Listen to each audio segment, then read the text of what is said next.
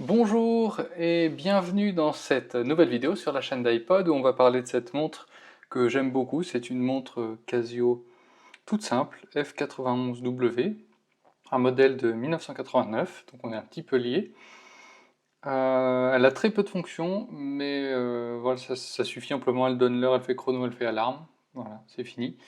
Euh, et voilà, j'adore. Avant, j'avais des montres connectées, et puis j'en suis revenu parce que ça vibre tout le temps, c'est lourd, c'est gros. Là, c'est vraiment tout léger, tout fin. Euh, Moi, je n'ai pas besoin de plus, et maintenant, je suis très content. On la sent pas du tout. Euh, Au quotidien, c'est vraiment top à porter. Elle a juste un gros défaut, cette montre, c'est que la luminosité est pas terrible. En fait, quand on appuie sur la petite LED, là on voit pas, je vous mets une vidéo dans le noir, et comme vous pouvez le constater, ben, l'allumage de la LED est vraiment pas terrible dans le noir. Et donc du coup, il existe des possibilités d'amélioration pour cette montre, qui coûte une vingtaine d'euros, donc c'est vraiment pas cher. C'est vrai que du coup, l'amélioration double presque le prix, mais a priori ça vaut le coup, donc on va voir ça. Cette vidéo, comme beaucoup de vidéos sur la chaîne, elle sera reliée à un épisode du podcast iPod, puisque c'est avant tout un podcast. Ce sera l'épisode 6 de la saison 6 du podcast iPod que vous pouvez retrouver. Si vous voulez le retrouver, vous aurez tous les liens en description. Et on parlera plus largement dans ce podcast de cette montre en particulier, les montres connectées, les pour, les contre. Donc si c'est un sujet qui vous intéresse, n'hésitez pas à venir. Et puis, si le contenu vous plaît, il y a aussi plein d'autres épisodes à découvrir en vidéo et en audio. Donc faites-vous plaisir. Et c'est parti tout de suite pour le démontage de cette montre. Je précise un truc, j'ai déjà fait le démontage-remontage, sauf qu'il n'y avait plus assez de place sur ma carte mémoire parce que j'avais fait un tournage avant. Et donc ça a coupé au milieu, donc je le refais. Donc les améliorations sont déjà dedans. Mais je vais vous montrer quand même le démontage, remontage et quelles sont les pièces à acheter. Donc c'est parti. Donc on ouvre notre petit boîtier.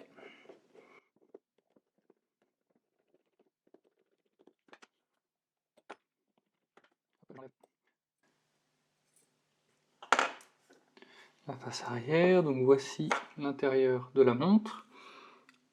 On peut retirer le joint d'étanchéité délicatement. Et ensuite on peut enlever le mouvement qui se trouve à l'intérieur. Il vient assez facilement, voilà. Hop, je mets le boîtier de côté. Et donc voilà l'intérieur de la montre. Hop. Il va falloir enlever la pile, donc pour ça il faut soulever les quatre.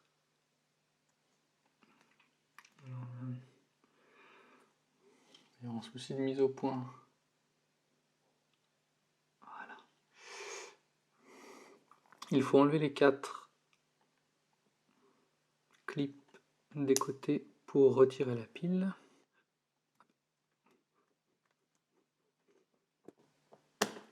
Voilà. Tac. Donc là, je refais la mise au point. Nous avons l'intérieur de la montre. Nous allons donc enlever l'électronique.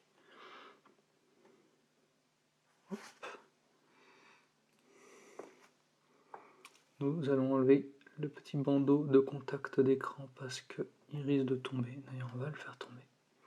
Voilà, hop, je vais le mettre de côté. Et donc voilà, hop. Alors, pour enlever l'écran, il faut, hop, voilà, délicatement.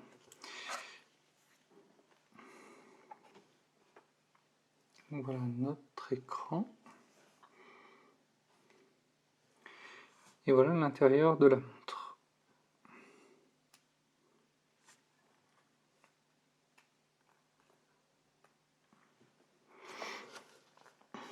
Alors évidemment vous n'allez pas bien voir ici, mais je vais essayer de vous améliorer ça. Donc voilà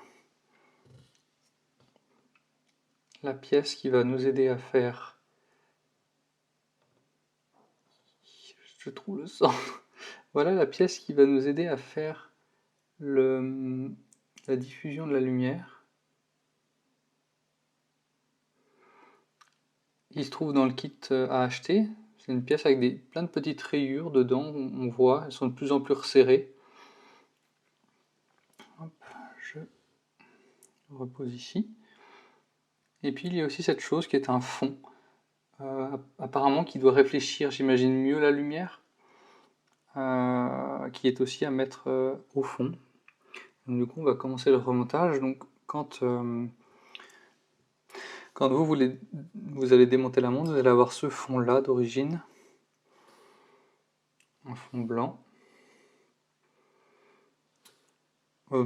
Tout bête, hein, c'est un genre de blanc réfléchissant en plastique, quoi, en plastique blanc, un peu comme laqué. Et donc là, eux, ils vous fournissent ça, qui est un petit peu coloré, un peu doré, mais qui, étonnamment, ne colore pas trop. J'avais un peu peur de ça, mais ça colore pas trop la lumière. Alors, je vais décaler un peu tout ça pour me mettre au milieu, voilà. Je vais décaler encore. Voilà, donc on commence par remettre le fond. Ensuite, on va pouvoir venir mettre le diffuseur.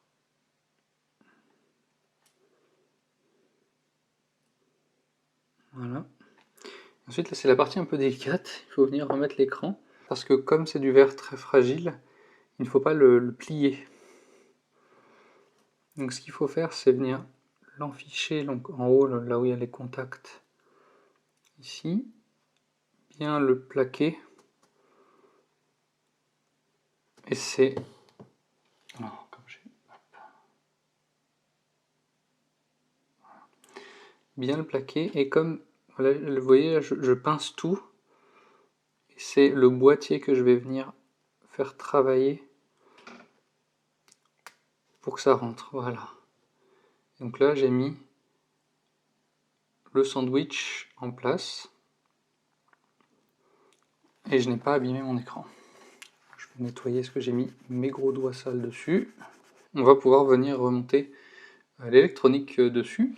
Donc on va remettre avant, il faut remettre en premier la petite bande de contact pour l'écran dans son logement. Voilà. Ensuite, l'électronique. Voilà, et ensuite c'est le capot de la pile qui vient bloquer tout ça en position.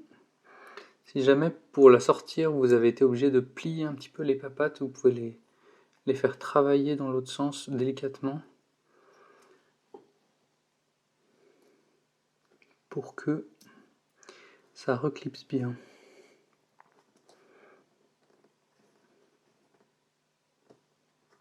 Voilà. Clip, clip, clip et clip. Et donc là, on a notre montre qui fonctionne à nouveau. Et donc on va pouvoir venir remonter ça dans notre boîtier.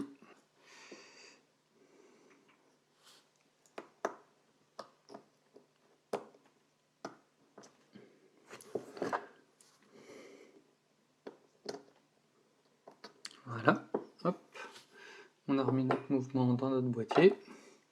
On vient remettre délicatement le petit joint d'étanchéité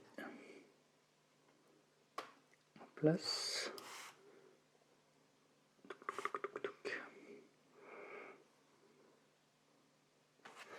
Et on peut venir refermer notre boîtier dans le bon sens, puisqu'il y a à l'arrière du boîtier, il y a le piezo pour faire les bip bip, donc il faut qu'il soit en contact avec cette tige là qui dépasse, ce contact.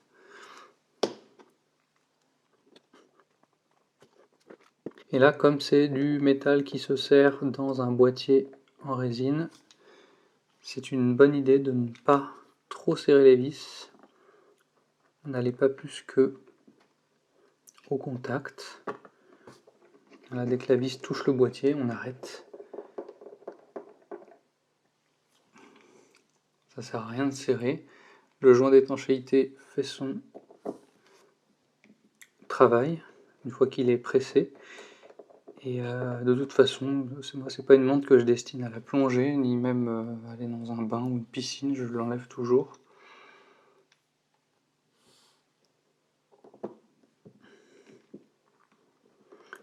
Donc j'ai juste besoin qu'elle soit étanche à la pluie. Et voilà.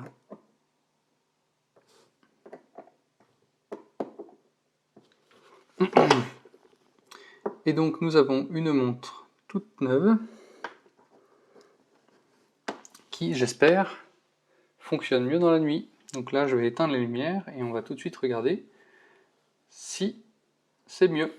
A tout de suite. Donc nous voilà une fois les lumières éteintes. Et là oui, bah oui, on voit comparé à tout à l'heure, c'est beaucoup mieux. La luminosité est uniforme sur tout l'écran, avec quand même un point chaud à gauche, ça change pas parce que la LED elle est à gauche, mais au moins la lumière arrive beaucoup mieux jusqu'à l'autre bout de l'écran, et on voit beaucoup mieux l'heure et la date dans le noir. Et ça, c'est vraiment cool. Voilà, j'espère que ça vous aura donné envie de venir découvrir plus de contenu sur iPod, et puis moi je vous dis à la prochaine pour une nouvelle vidéo. À bientôt!